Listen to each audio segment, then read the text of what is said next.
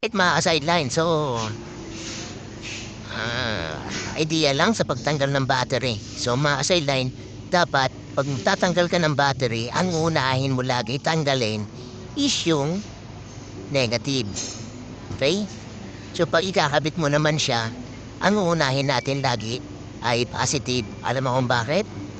Kasi habang tinatanggal mo yung positive, kung uunahin mo, pag dumikit yung tools mo, sasabog yan. Okay? So, kailangan, pagka kakabit mo siya, unahin mo yung positive para hindi pa nakakabit yung negative. Pag tatanggalin mo naman, unahin mo yung negative para safe tayo. So, ito nga pala yung battery ni Amaron. Yan. Amaron brand. So, mukhang matibay. Yan, 12 volts. 3SM. 3SM. Ganyan kahaba, oh. Isang tangkal. Yan.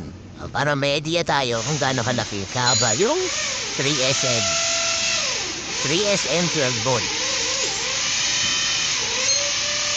Yan. Kung ikakabit ay positive. Pagka ikakabit na.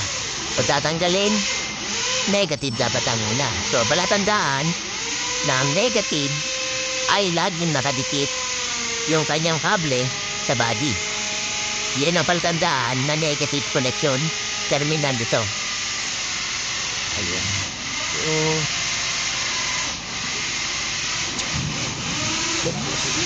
ha?